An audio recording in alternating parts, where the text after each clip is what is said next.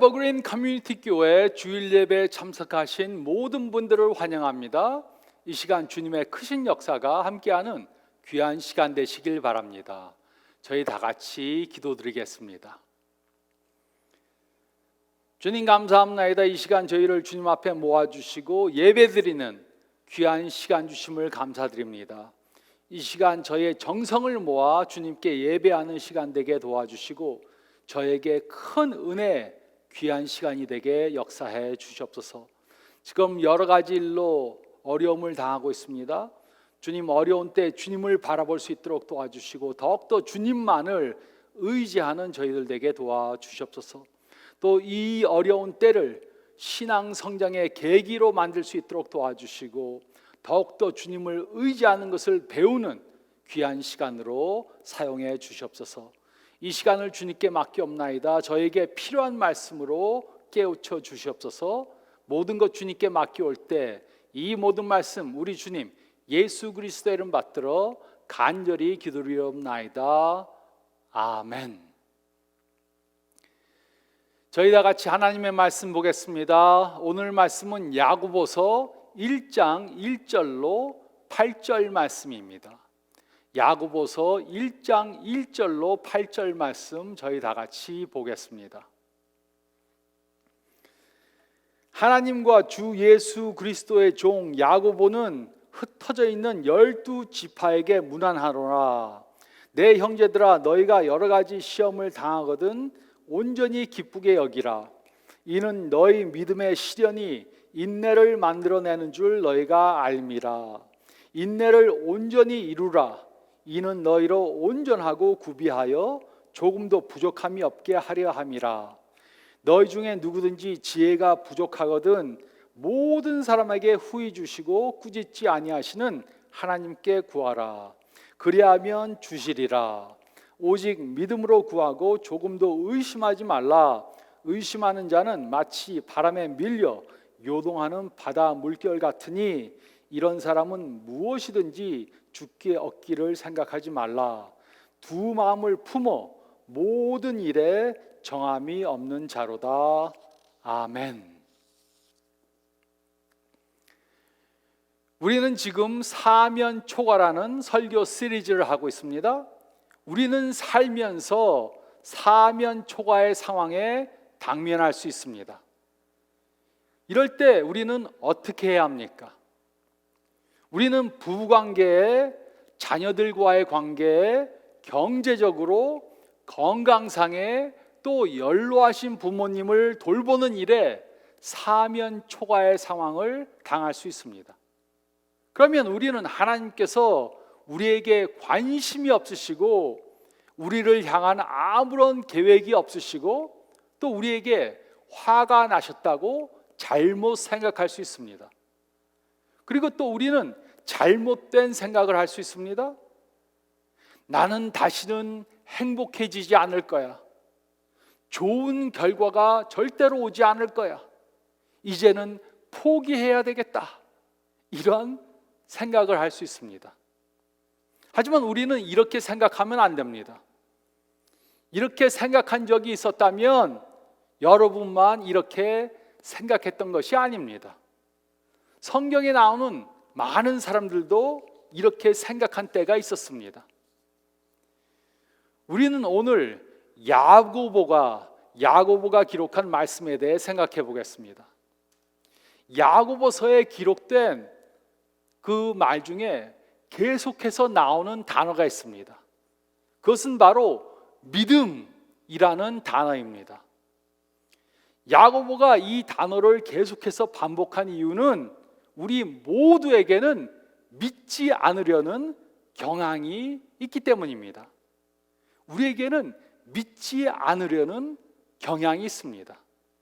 그러므로 우리는 오늘 야고보가 우리에게 무엇을 믿으라고 했는지에 대해 생각해 보겠습니다. 야고보는 이 말씀을 통해 우리가 사면초가의 상황을 만나면 믿음을 지켜야 한다고 말했습니다. 야고보는 우리가 사면초가의 상황에서 믿음을 지키기 위해 다음에 세 가지를 믿으라고 말했습니다. 첫째로 저희가 읽은 말씀 가운데 1절로 3절 말씀을 보면 우리는 시련이 주는 혜택을 믿어야 합니다. 우리는 시련이 주는 혜택을 믿어야 합니다. 1절은 다음과 같이 기록했습니다. 하나님과 주 예수 그리스도의 종 야고보는 흩어져 있는 12지파에게 문안하노라. 야고보서를 기록한 야고보는 예수님의 동생이었습니다. 예수님에게는 형제 자매들이 있었습니다. 그 형제 중에 하나가 바로 야고보였습니다. 야고보는 12제자 중에 한 사람이 아니었습니다. 예수님께서 사역을 하실 때 그는 하나님, 예수님이 하나님이라고 믿지 않았습니다. 그런데 그는 어떻게 자신의 형이 하나님이라고 믿게 되었습니까? 그것은 그가 예수님의 가르침을 들어서가 아니었습니다. 그것은 그가 예수님이 행하시는 기적을 보았기 때문이 아니었습니다. 그것은 예수님께서 십자가에 달려 돌아가시는 것을 목격했기 때문이 아닙니다. 그가 자신의 형인 예수님이 하나님이라고 믿게 된 것은 부활하신 예수님을 직접 보았기 때문입니다. 그리고 이 서신을 기록했을 때 그는 예루살렘 교회의 장로였습니다. 그는 로마 제국에 흩어져서 살고 있던 유대인들에게 이 서신을 기록해서 보냈습니다. 2절은 다음과 같이 기록했습니다. 내 형제들아, 너희가 여러 가지 시험을 당하거든 온전히 기쁘게 여기라. 야고보는 여러 가지 시험, 여러 가지 어려운 일들을 당하거든 온전히 기쁘게 여기라고 말했습니다. 이곳의 여러 가지 시험들에는 모든 시련들이 다 포함이 됩니다. 질병이나 사고나 경제적 어려움이나 실직이나 대인관계 등의 문제, 대인관계의 문제가 전부 다 여기에 포함이 됩니다. 그런데 야고보는 이런 시련을 기쁘게 여기라고 말했습니다. 누구에게나 다 시련이 옵니다. 이럴 때 우리는 그 시련을 피하려 할 수 있습니다. 그 시련에 맞서 싸우고 저항하려고 할 수 있습니다. 하지만 야고보는 우리들에게 가장 먼저 당한 시련을 보는 그 시각을 바꾸라고 말했습니다.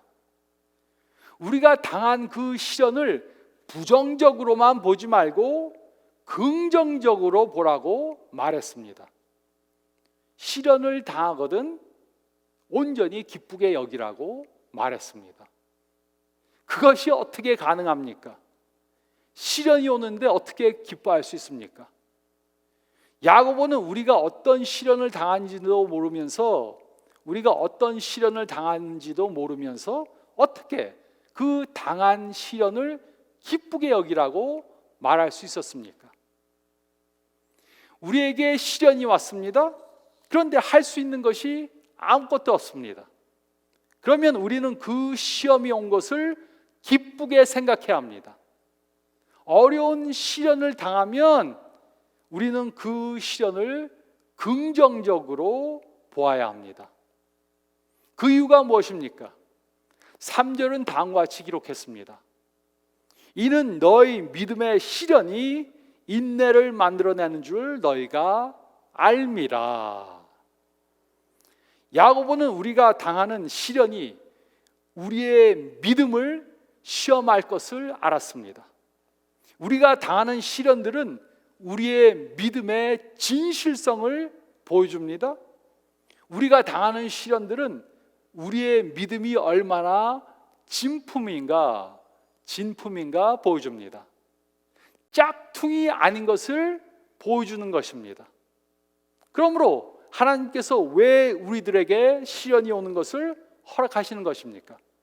그것은 우리가 당하는 시련은 우리들에게 믿음으로 인내하는 것을 가르쳐 주기 때문입니다. 항상 평탄한 가운데 시련이 없이 살면 신앙이 성장하지 않습니다. 하지만 시련을 당해 그 시련을 이기면 믿음으로 인내하는 것을 배우게 됩니다. 그래서 항상 아무 문제가 없이 사는 사람들은 별로 감동을 주지 않습니다. 하지만 시련 가운데도 믿음을 지키며 인내하는 사람들은 우리들에게 감동을 줍니다. 어떤 사람이 목요일에 기도하고 금요일에 그 기도의 응답을 받았습니다. 어떤 사람이 일요일에 주말에 실직을 했는데 수요일에 더 좋은 직장을 잡았습니다. 이런 일들은 좋은 일이지만 감동되는 일은 아닙니다. 근데 어떤 사람에게 매우 어려운 일이 생겼습니다. 그 상황을 바꿀 수 없습니다. 그런데 그 어려운 상황 속에서 하루하루를 버티면서 삽니다. 믿음이 흔들리지 않습니다. 오히려 믿음 때문에 인내합니다. 이런 믿음은 우리들에게 감동을 줍니다. 이것이 바로 시련이 가져다주는 혜택입니다. 그러므로 시련이 오면 우리는 하나님께서 무엇인가 놀라운 일을 계획하고 계신다는 것을 믿어야 합니다. 시련이 온 것을 부정적으로 보지 말고 긍정적으로 보아야 합니다. 하나님께서 우리의 믿음을 성장시키시려고 하는 것을 깨달아야 합니다. 그러면 그 시련은 우리에게 믿음으로 인내하는 것을 가르쳐 줍니다. 그러므로 시험을 만나면 우리는 온전히 기쁘게 여겨야 합니다. 그 이유는 하나님께서 우리가 당하는 그 시련을 통해 우리들을 성숙한 신앙인으로 성장시키고 있기 때문입니다. 우리는 시련이 주는 혜택을 믿어야 합니다. 우리는 시련이 주는 혜택을 믿어야 합니다. 그리고 둘째로 저희가 이 말씀 가운데 4절 말씀을 보면 우리는 시련이 믿음을 완성시켜 줌을 믿어야 합니다. 우리는 시련이 믿음을 완성시켜 줌을 믿어야 합니다. 4절은 다음과 같이 기록했습니다. 인내를 온전히 이루라. 이는 너희로 온전하고 구비하여 조금도 부족함이 없게 하려 함이라. 이것이 야고보의 주된 가르침입니다. 이것이 바로 시련이 올 때 우리가 배워야 하는 것입니다.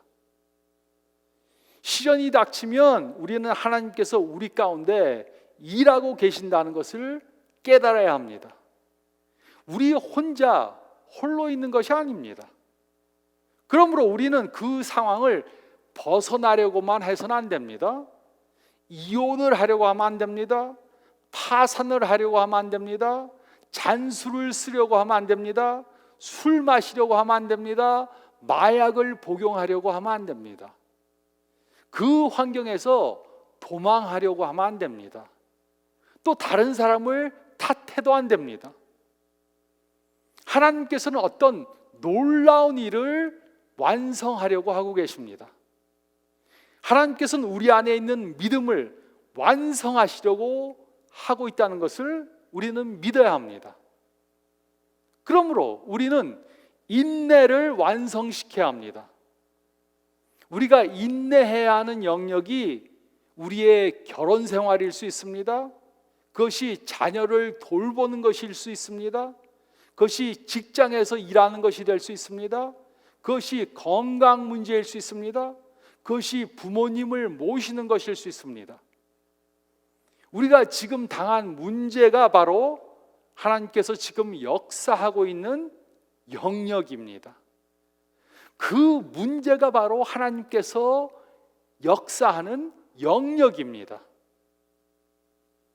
야고보는 이곳에서 목적을 가리치는 단어를 사용했습니다. 그것은 바로 이는이라는 단어입니다. 이는. 그러므로 우리는 어떻게 완성된 믿음을 가질 수 있습니까? 완성된 믿음은 우리가 인내할 때 갖게 되는 것입니다. 다른 길은 없습니다. 성경을 암송하면 안 됩니까? 성경을 암송하는 것은 좋은 것입니다. 성경을 암송하면 지혜로워집니다. 하지만 성경을 암송한다고 완성된 믿음을 갖는 것은 아닙니다. 순종하면 안 됩니까? 순종하는 것은 좋은 것입니다. 순종하면 죄를 범하지 않을 수 있습니다. 하지만 순종한다고 완성된 믿음을 갖게 되는 것은 아닙니다. 어려움을 당해 인내하는 것을 배워야만 완성된 믿음을 갖게 됩니다. 다시 말하자면 우리가 사면초가의 상황 가운데 인내해야지 우리가 완성된 믿음을 갖게 되는 것입니다. 그리고 우리가 완성된 믿음을 갖지 못하면 아직까지 완전하지 못한 믿음을 갖고 있는 것입니다. 무엇인가 부족한 믿음밖에 갖지 못한 것입니다.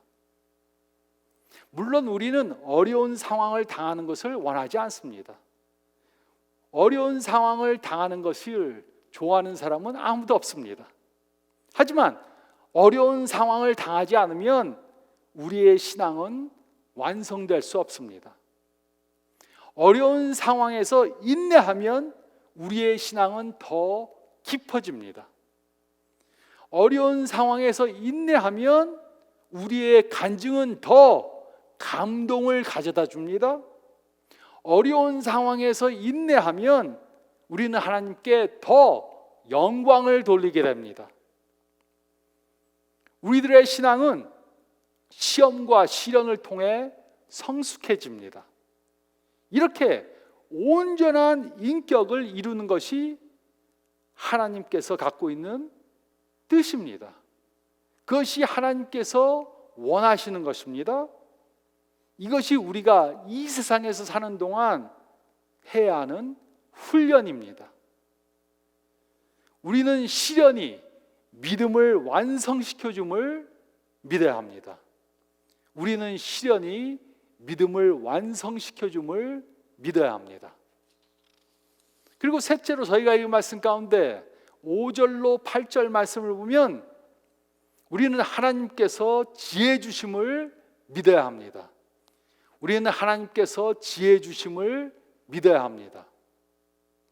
야고보는 매우 현실적인 사람이었습니다. 그래서 그는 우리들에게 매우 현실적인 가르침을 주었습니다. 5절은 다음과 같이 기록했습니다. 너희 중에 누구든지 지혜가 부족하거든 모든 사람에게 후히 주시고 꾸짖지 아니하시는 하나님께 구하라. 그리하면 주시리라. 우리 중에 사면초가의 상황을 당한 분이 계시다면, 어려운 시련을 당하는 분들이 계시다면, 병원에서 나쁜 소식을 들은 분이 계시다면, 경제적 어려움을 당한 분이 계시다면, 실직하신 분이 계시다면 우리는 하나님의 지혜를 구해야 합니다. 이렇게 기도해야 합니다. 하나님, 왜 이런 상황이 왔는지는 모르겠습니다. 하지만 저에게 하나님의 지혜가 필요합니다. 저에게 인내하는 믿음을 주세요. 하나님의 그 지혜를 저에게 주세요. 우리는 이렇게 기도해야 합니다. 우리는 어려운 상황을 회피하려고 해서는 안 됩니다. 우리는 우리의 믿음을 저버리려고 하면 안 됩니다. 우리는 믿음으로 끝까지 인내해야 합니다. 그러기 위해 우리는 하나님의 지혜를 구해야 합니다. 이곳에서 말하는 지혜는 지금 당한 상황을 광범위한 시야로 보는 것을 말합니다. 이것이 바로 지혜입니다. 지혜는 지금 당한 상황만 바라보지 않고 더 광범위한 시야로 미래까지 내다보는 것입니다. 우리가 어려운 상황을 당하면 우리는 문제에만 초점을 두려는 경향이 있습니다. 우리의 아픔, 우리의 대인관계의 문제, 우리의 학교 문제, 우리의 직장 문제, 우리의 재정 문제, 우리의 건강 문제, 우리는 우리가 당한 이런 문제에만 초점을 둡니다. 하지만 지혜는 지금 당한 상황을 광범위한 시야로 보는 것입니다. 부모님들은 잘 이해하십니다. 중학교에 다니는 자녀가 있습니다. 근데 너무 속상해합니다. 모든 것이 너무나 다 잘 안 돼. 삶의 문제가 너무 많아. 이렇게 중학생 자녀가 말하는 것을 들으면 부모님들은 속으로 이렇게 생각합니다. 나에게도 제발 이런 문제만 있었으면 좋겠다. 중학생들이 당하는 문제만 있었으면 너무도 좋겠다. 이렇게 생각합니다. 중학생에게는 큰 문제지만 부모님이 광범위한 시야로 보면 중학생들의 문제는 별 문제가 아닙니다. 야고보는 하나님의 지혜를 구하라고 말했습니다. 우리가 지금 당한 상황을 광범위한 시야로 볼 수 있어야 합니다. 그러기 위해 우리는 하나님의 지혜를 구해야 합니다. 지혜는 하나님 말씀을 우리들의 삶에 적용하는 것입니다. 우리가 하나님의 지혜를 구한다고 하나님께서 우리를 꾸짖지 않습니다. 왜 그렇게 어리석냐고 야단치시지 않습니다. 그 대신 우리들에게 하나님의 지혜를 선물로 주실 것입니다. 우리에게 우리가 당한 상황을 하나님의 견해로 보는 그런 지혜를 주실 것입니다. 우리는 시련이 왔다고 화만 내면 안 됩니다. 짜증을 내도 안 됩니다. 자포자기 해도 안 됩니다. 우리는 그 문제를 하나님의 견해로 보는 지혜를 구해야 합니다. 야고보는 계속해서 이렇게 말했습니다. 6절로 8절은 다음과 같이 기록했습니다. 오직 믿음으로 구하고 조금도 의심하지 말라. 의심하는 자는 마치 바람에 밀려 요동하는 바다 물결 같으니 이런 사람은 무엇이든지 주께 얻기를 생각하지 말라. 두 마음을 품어 모든 일에 정함이 없는 자로다. 우리는 하나님의 지혜를 구할 때 믿음으로 구해야 합니다. 의심하면 안 됩니다. 하나님께서 도와주실 것을 믿고 구해야 합니다. 하나님께서 우리를 향한 놀라운 계획을 가지고 계심을 믿고 구해야 합니다. 하나님은 우리들 삶 가운데 이미 역사하시는 것을 믿고 기도해야 합니다. 우리가 하나님께 지혜를 구하면 하나님께서 지혜를 주실 것을 믿고 기도해야 합니다. 의심하지 말아야 하는 이유가 무엇입니까? 그것은 의심하는 사람은 마치 바람에 밀려 요동하는 바다 물결 같습니다. 바다 물결은 계속해서 바뀝니다. 이처럼 의심하는 사람은 계속해서 그 마음이 바뀝니다. 그들은 두 마음을 품어서 모든 일에 정함이 없습니다. 간에도 붙었다가 쓸개에도 붙었다가 하는 그런 행동을 하면서 계속해서 흔들립니다. 이런 사람은 하나님께 구하는 것을 얻을 수 없습니다. 우리는 하나님의 지혜를 구할 때 의심하지 말아야 합니다. 우리는 하나님의 지혜를 구할 때 믿음으로 구해야 합니다. 우리는 하나님께서 지혜 주심을 믿어야 합니다. 우리는 하나님께서 지혜 주심을 믿어야 합니다. 사면 초과의 상황을 당해 놀라셨습니까? 어려운 상황을 당해 당황해 하십니까? 우리가 할 수 있는 것이 아무것도 없습니다.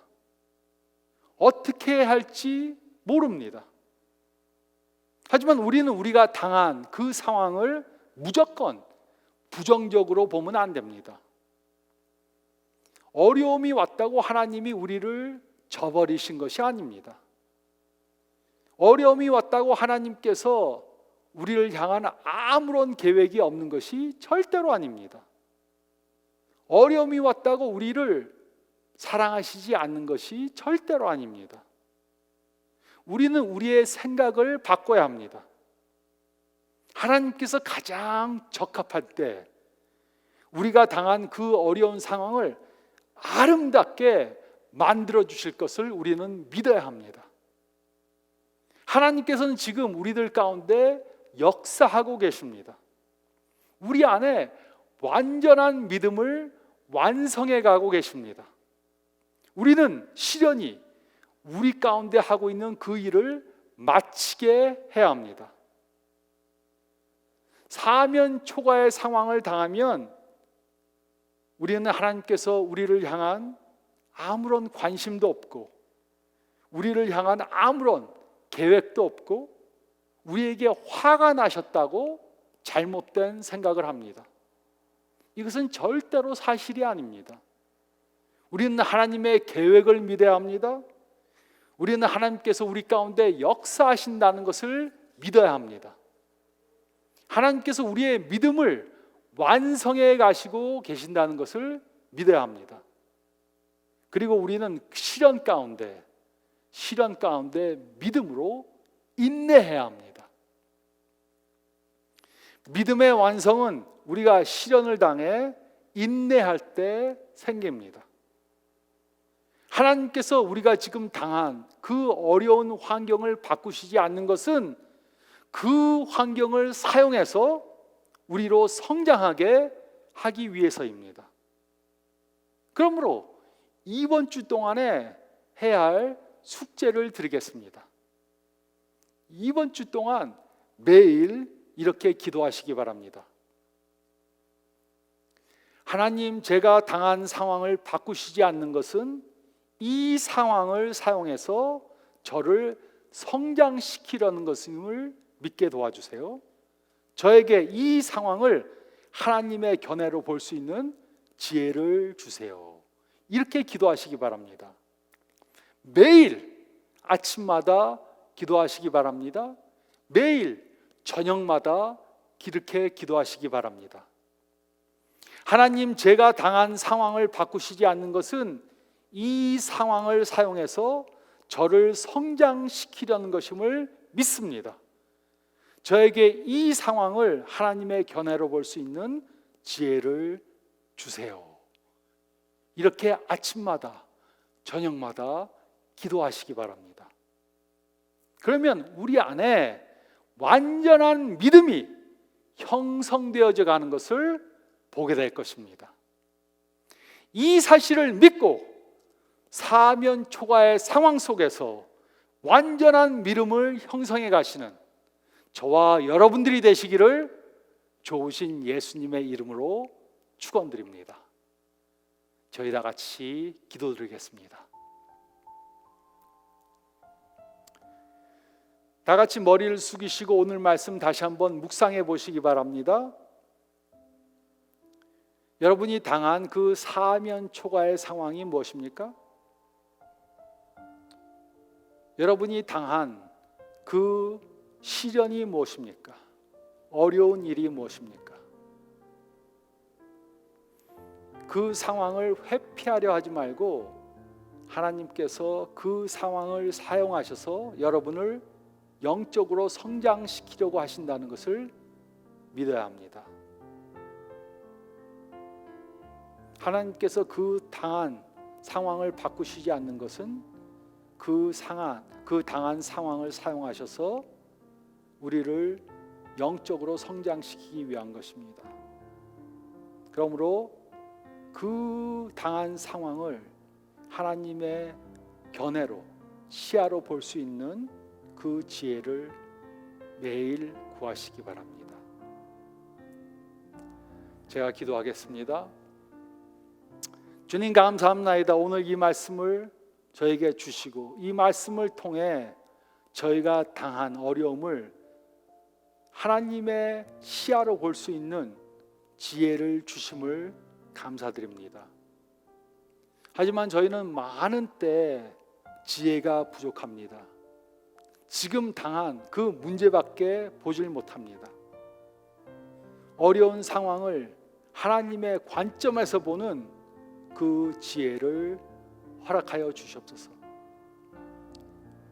이 성경 말씀에 약속하신 대로 저에게 그 지혜를 허락해 주시옵소서.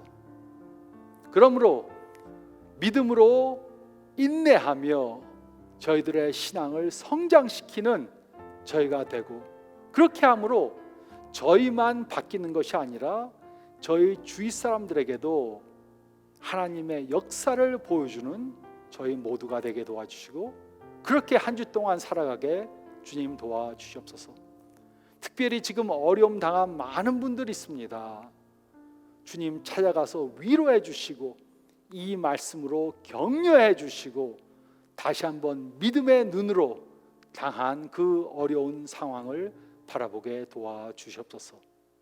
이제는 우리 주 예수 그리스도의 은혜와 우리 하나님 아버지의 좋은 그 사랑하심과 성령님의 역사하심이 지금으로부터 영원토록 함께 있을지어다. 아멘. 한 주 동안 어려운 상황에서 자포자기하지 말고 더욱더 힘을 얻어서 성장해가는 여러분들 되시기 바랍니다. 건강한 일주일 되시길 바랍니다.